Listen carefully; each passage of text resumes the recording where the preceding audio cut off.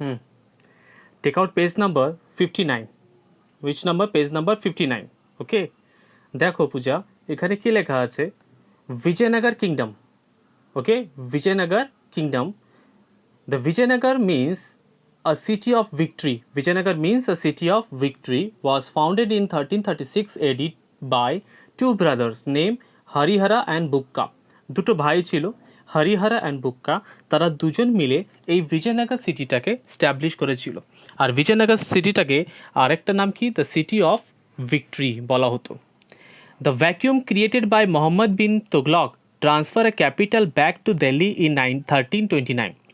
বলছে the vacuum created by Mohammad bin Tughlaq, এই যে মোহাম্মদ বিন তুগলক যখন ভারতে এসেছিল, সরি ভারত বলছি, দিল্লি থেকে যখন দেবগিরিতে গিয়েছিল, তখন তারপরে আবার সে ফেরত চলে যায়। কোথায় চলে যায়? দিল্লিতে চলে যায়। তখন ওই যে জায়গাটা দেবগিরি, যে জায়গাটা, ওটা তখন ওই জায়গাটা ফাঁকা থেকে যায়। অ্যান্ড সেই জায়গাতে হরিহর আর বুক্কা গিয়ে কী করে? নিজেদের স্থাপত্য করে। Yes, was the main factor for the rise of the Vijayanagar kingdom. এটাই ছিল মেইন ফ্যাক্টর, মেইন উদ্দেশ্য, এটাই ছিল মেইন কারণ, যেটা ওরা চলে যাওয়ার পরে এখানে বিজয়নগর কিংডমটা নতুন করে স্ট্যাবলিশ হয়। এটা নতুন করে না, মানে নতুন স্ট্যাবলিশ হয়, এটা পুরোপুরি স্ট্যাবলিশ হয়। যে Harihara Bukka were the officer in the court of raja of Warangal.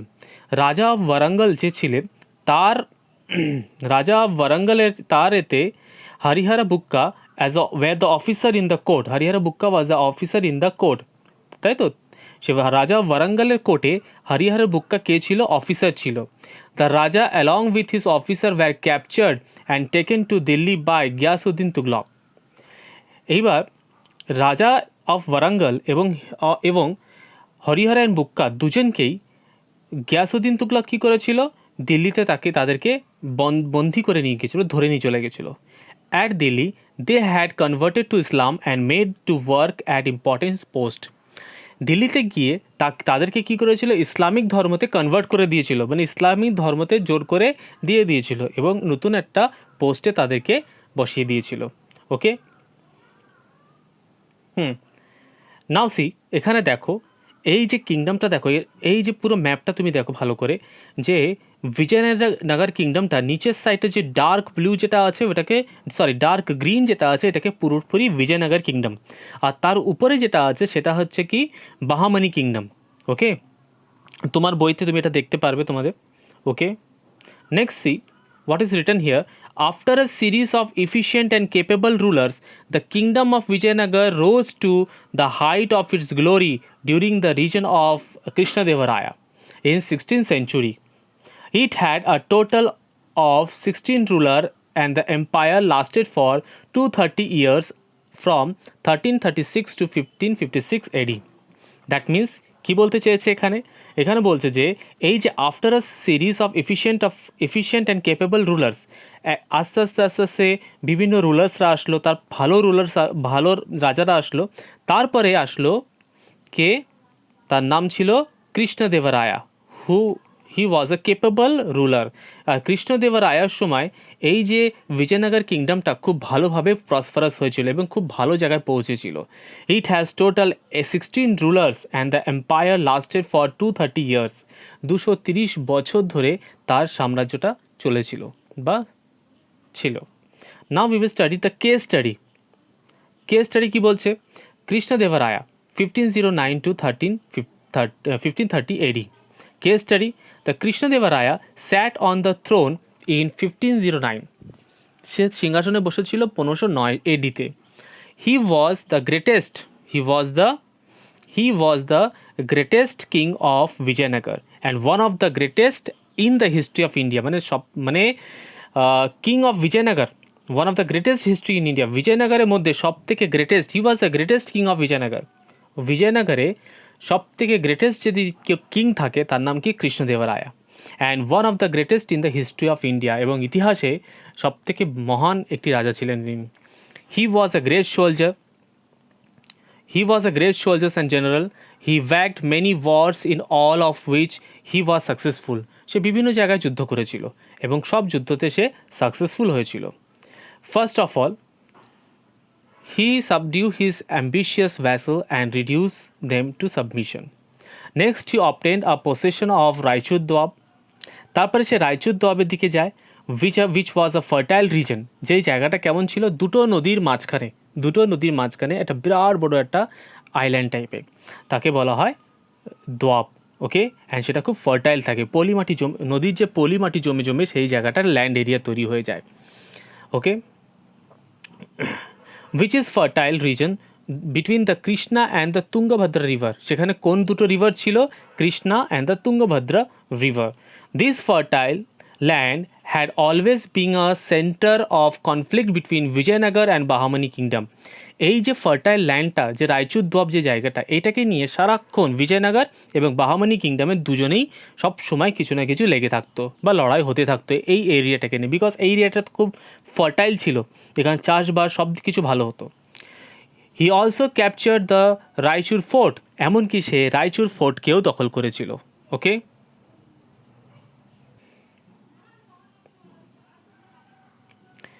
রামারায়া, who is রামারায়া?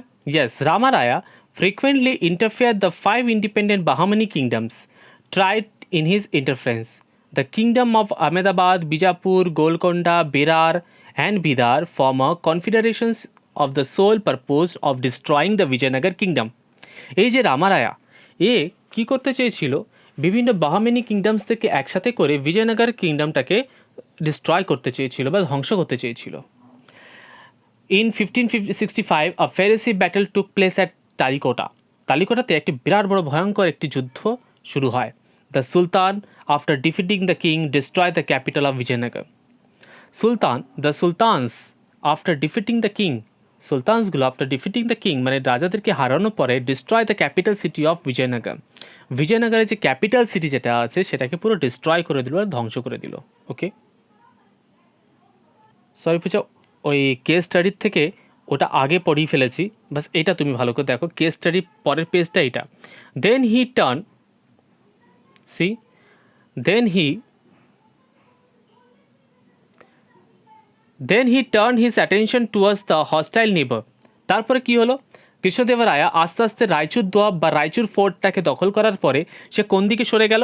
To the hostile neighbours, মানে অন্য প্রতিবেশী রাজ্যের দিকে এগিয়ে গেল। In 1513, he defeated Gajapati Prataprudra, the king of Odisha. Orissa যে রাজা ছিল ওই সময় 1513-এ, নাম কি ছিল? Gajapati Prataparudra. He recovered from his portion of the Vijayanagar territory. In 1514, he captured the fortress of Udaygiri. In 1514, 1514 সালে সে কি করলো? উদয়গিরিটাকে ক্যাপচার করে ফেললো। Next, he acquired the fortress of Kondavidu and Kondapalli. তারপরে আস্তে আস্তে সে কি করলো? ফর্ট্রেস, যে কিল্লাগুলো থাকে, বড় বড় যে জায়গাগুলো থাকে, সেই জায়গায় দুটো নাম আছে, সেটাকেও পর্যন্ত নিজে দখল করে ফেলো। সেটা কি ছিল? একটা হচ্ছে কোন্ডাভিডু আর একটা হচ্ছে কোন্ডাপল্লি। ওকে,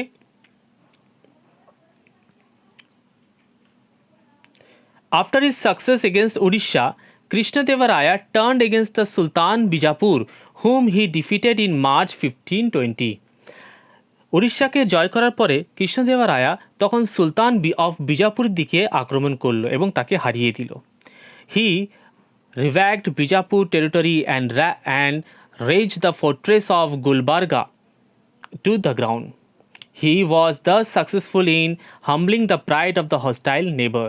এমনকি তাদের যে অহংকারটাকে পর্যন্ত সে ধ্বংস করে ফেলল। The result of Krishnadevaraya's military expedition was that his authority not now extended as far as South Konkan in the west. আস্তে আস্তে কি হলো? যে মিলিটারি এক্সপিডিশন বাড়তে থাকলো, আস্তে আস্তে তাদের সৈন্য দল বাড়তে থাকলো বা তারা এগোতে থাকলো। was that his authority now extended as far as South Konkan in the west, এবং সাউথ কোঙ্কন ওয়েস্টের দিকে তারা চলে গেল। Vijakhapatnam, not Vishakhapatnam, it is a Vijagapatnam in the east and to extreme south. Some island in the Indian Ocean is also seemed to have acknowledged his suzerainty, এমনকি কিছু কিছু জায়গায় এবং আইল্যান্ডসগুলোকে সে ইন্ডিয়ান ওশানে আইল্যান্ডসগুলোকে পর্যন্ত সে নিজের দখলে নিয়ে নিল। The power and the prestige of Vijayanagar kingdom reach to the zenith under him. এইভাবে বিজয়নগর কিংডম খুব বিশাল পরিমাণে, খুব ভালো পরিমাণে ফসফরাস এবং খুব উন্নতি জায়গায় পৌঁছে গেল। কার সময়? কৃষ্ণদেবরায়ার সময় পৌঁছে গেল। কৃষ্ণদেবরায়া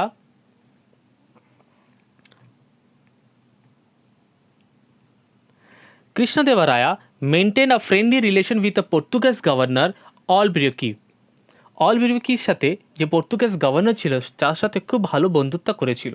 and granted him permission to build, এবং তাকে অনুমতি দিয়েছিল কি করার জন্যে? To build a fort at Bhatkal. Bhatkal একটা জায়গা ছিল, সেখানে তাকে দুর্গ বানানোর জন্য সুযোগ দিয়েছিল। During his reign the Portuguese firmly establish themselves in India. এইভাবে পর্তুগাজ আস্তে আস্তে ইন্ডিয়াতে তাদের নিজেদের সাম্রাজ্য স্থাপিত করতে লাগলো বা নিজেদের জায়গাটা তৈরি করতে লাগলো। Krishnadevaraya was also a great administrator. কি সুন্দর অ্যাডমিনিস্ট্রেটর করতে পারত, খুব সুন্দর রাজ্য চালাতে পারত। He recognized the administrations of the empire. He was himself an accomplished scholar and a patron of learner. এমনকি একটা ভালো গুণী জ্ঞানী ব্যক্তিও ছিলেন এবং খুব ভালো প্যাট্রন অফ লার্নার, খুব ভালো শিখতে চাইতেন। He wrote Amuktamalyada in Telugu. তিনি একটি বই লিখেছিলেন, তার নাম ছিল অমুক্তা মালায়াদা, ইন তেলুগুতে লিখেছিলেন। There were 8 scholars in his court who were called Ashtadiggaja 8 elephants. এবং তার দরবারে তার যে কোর্ট সভাতে 8খানা স্কলার ছিলেন। স্কলার মিন্স যারা গুণী জ্ঞানী ব্যক্তি।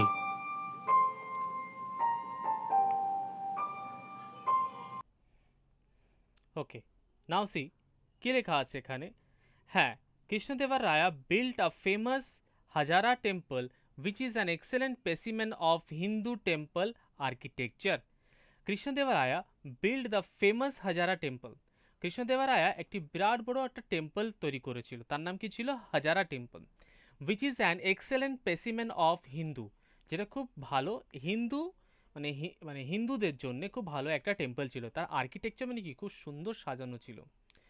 আচ্ছা, Vithala Swami temple is the another example of excellent architecture. Vithala Swami temple, Vithala Swami temple কি? একটা টেম্পল যেখানে খুব ভালো সুন্দর আর্কিটেকচার করা রয়েছে, তাই না? কৃষ্ণদেবরায়া also encourage a music, philosophy, painting, carving on woods and various other crafts. এবং কি কৃষ্ণদেবরায়া খুব ভালো এনকারেজ করতেন, কাকে এনকারেজ করতেন? মিউজিককে খুব এনকারেজ করতেন, ফিলসফিকে এনকারেজ করতেন, পেন্টিংকে এনকারেজ করতেন, কার্ভিং যেখানে সুন্দর সুন্দর কাঠের উপরে বা পাথরের উপরে খোদাই করা, ওটাকে কার্ভিং বলা হয়। কিসের উপরে? উড অ্যান্ড ভেরিয়াস আদার ক্রাফটসের খুব ভালো তিনি প্রশংসা করতেন।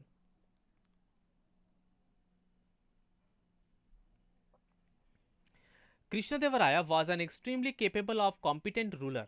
কৃষ্ণদেবরায়া খুব ভালো কম্পিটেন্ট রুলার ছিলেন।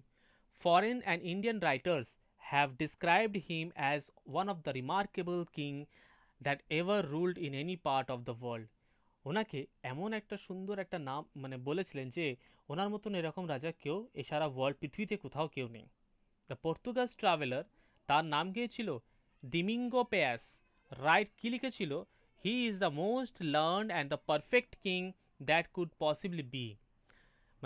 এই ছিল একমাত্র মোস্ট লার্ন, শিক্ষিত এবং পারফেক্ট কিং যেটা হওয়া উচিত।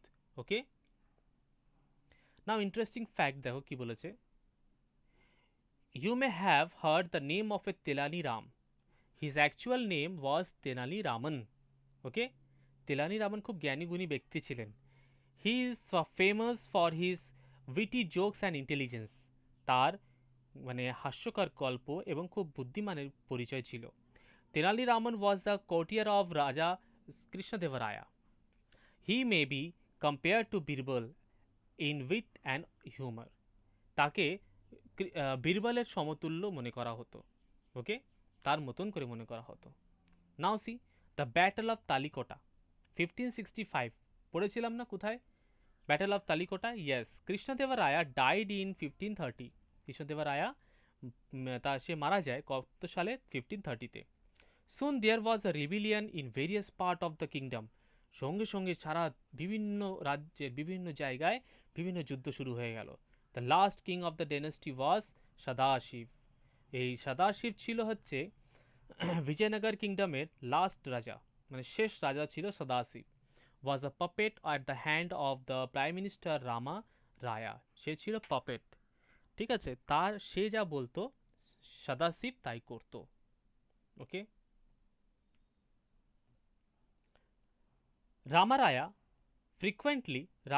frequently interfered with the five independent Bahmani kingdoms. Tried of his interference, the kingdom of Ahmednagar, Bijapur, Golconda, Birar and Bidar form a confederation of a sole purpose of destroying Vijayanagar kingdom. তারপরে এই যে রামারায়া যে সদাশিবকে যে চালিত করতো, সদাশিব ওর কথা শুনেই চলতো, তারপরে কি হলো, রামারায়া আস্তে আস্তে বিজয়নগর কিংডমটাকে পুরো শেষ করে দিল এবং বিভিন্ন কিংডমকে তার মধ্যে নিয়ে এলো. লাস্টে যে বিরাট বড় একটা যুদ্ধ হলো in 1565, a ferocious battle took place in Talikota. তালিকোটাতে একটা ভয়ঙ্কর একটি যুদ্ধ শুরু হলো, যেখানে the sultan after defeating the king, যেখানে সুলতান কি করলো, ওই রাজাদেরকে সবকটাকে হারালো and destroy the capital of Vijayanagar, এবং বিজয়নগর যে ক্যাপিটাল ছিল সেটাকে পুরোপুরি ডিস্ট্রয়.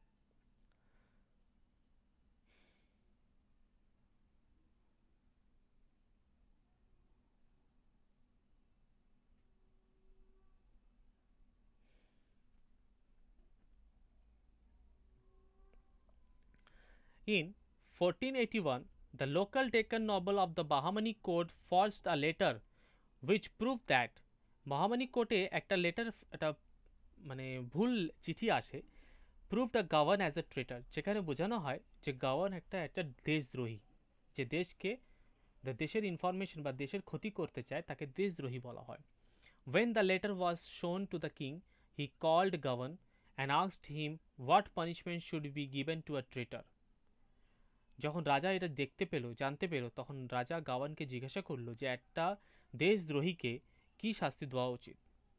তো গাওয়ান রিপ্লাইড করেছিল ডেথ, মৃত্যুদণ্ড. At this the king showed Gavan to forged letter and the Gavan was beheaded on the spot. তাকে সে চিঠিটা দেখালো এবং গাওয়ান তখন মাথা নিচু করে বসে পড়ল. With his death, all the cohesence of and the power of Bahmani kingdom departed. ওর মৃত্যুর পর থেকে বাহামানি কিংডমটা আস্তে আস্তে পুরোপুরি ধ্বংসের পথে চলে গেল. Now we will study the Bahmani administration. The Bahmani rulers followed the Sultanate from of administration. Bahmani kingdom কি করতো, ফলো করতো কাদেরকে, সুলতানদেরকে ফলো করতো. The kingdom was divided into 4 provinces ruled by governors called tarafdars. তখন কিংডম, এই যে kingdom ওয়াজ divided, এই যে সাম্রাজ্যটা ভাগ করা ছিল, 4টে প্রভিন্সেসে ভাগ করা ছিল, ruled over the governor called tarafdars. যেখানে গভর্নরসরা রুল করতো তাকে কি বলা হতো, তারফদার্স বলা হতো. কি বলা হতো, তারফদার্স. The governor collected the revenue and supplied a fixed number of troops.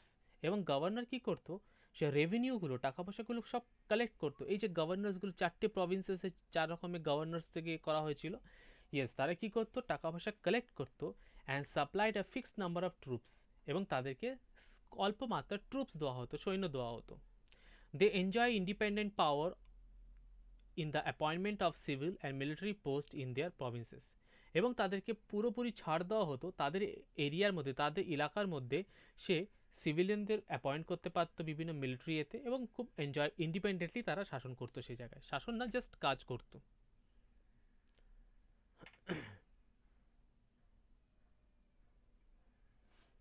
Now C life of people, সেখানকার লোকেদের লাইফ কেমন ছিল. There was a great prosperity on account of a foreign trade and the people enjoyed high standard of life. সেখানে খুব ভালো বিদেশি মানে foreign trade হতো, বিদেশের সাথে খুব সুন্দর ব্যবসা বাণিজ্য হতো. সেখানে মানুষেরা খুব হাই স্ট্যান্ডার্ড লিভিং করতো, মানে খুব বড় লোক ছিল সবাই, গরিব খুব কম ছিল. গরিব ছিল, কিন্তু যেসব লোকেরা বড় লোক ছিল তারা খুব হাই স্ট্যান্ডার্ড লাইফ লিড করতো. Athanasius Nikitin, the Russian traveler who spent 4 years in the Bahmani Sultanate, was greatly impressed by the luxurious lifestyle of the people. এই যে আথানাসিয়াস যে নিকেটিন ছিল, উনি ছিল রাশিয়ান ট্রাভেলার, রাশিয়ার থেকে এসেছিল। তিনি বাহামানি কিংডমে 4 বছর ছিলেন। He was greatly impressed of a luxurious lifestyle, তাদের লাক্সারিয়াস লাইফস্টাইল দেখে খুব মুগ্ধ হয়ে গেছিলেন। But only the royals and noble enjoy the luxurious, শুধু রাজা এবং বড় বড় লোকেরাই শুধু লাক্সারিয়াস লাইফটা লিড করতে পারত।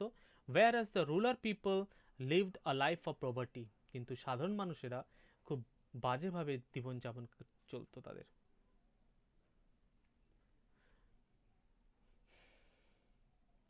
Art and architectures and culture. Bahmani rulers patronized Islamic art, architecture, language and music. In fact, Firoz Shah Bahmani wanted to see Deccan as a cultural center of India. They built many beautiful mosques in all the major capital city and established colleges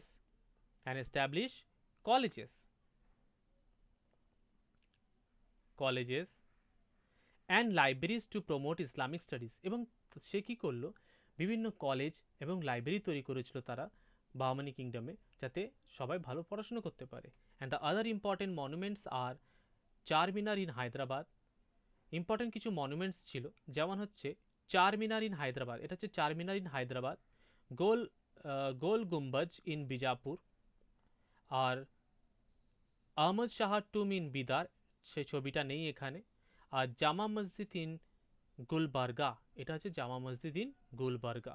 okay, Bahmani rulers were also tolerant of their Hindu citizen and employed Hindu in senior government position. এবং তারা বাহামানি কিংডমরা tolerant করত in their Hindus, মানে হিন্দুদেরকে তাদের মধ্যে নিত, হিন্দু সিটিজেনকে নেওয়া হতো কিসে, সিনিয়র মোস্ট গভর্নমেন্ট পজিশনে, ভালো ভালো পজিশনে তাদেরকে দেওয়া হতো। ওকে, এখানে একটা কিছু একটা সুন্দর একটা ডু ইউ নো বলে লেখা আছে, দেখো পূজা। Gol Gumbaj, or the tomb of Adil Shah, situated in Bijapur. It is the most outstanding building of that period. Its enormous dome stands unsupported by pillar. Pillar ছাড়াই এটা দাঁড়িয়ে আছে। It's done in known as a whispering dome. এটাকে কিসের জন্য whispering, মানে এক কোণার থেকে তুমি যে ডাকো সারা ঘর তুমি আস্তে করে বললেও শুনতে পাবে। And it is the second largest dome in the world after Saint Peter Basilica in Rome. Saint Peter Basilica তে একটা বিরাট বড় ডোম আছে, তারপরে হচ্ছে এটা second largest. It is called the whispering dome because there is an excellent acoustic system in the dome. It make even a finest whisper echo around the dome 9 times. এবং তুমি হালকা করে একটু ফিসফিস করো, আওয়াজ করো, 9 বার সেই আওয়াজটা চারিদিকে ঘুরবে এবং তুমি পরিষ্কারভাবে শুনতে পারবে। Okay Puja, I have completed the Vijayanagar kingdom, Vijayanagar and the Bahmani kingdom. Okay, এটা আমি তোমাকে পাঠিয়ে দিচ্ছি, ভালো করে পড়ে নেবে, আর কোশ্চেন অ্যান্সার্স আমি পরে তোমাকে পাঠিয়ে দেবো।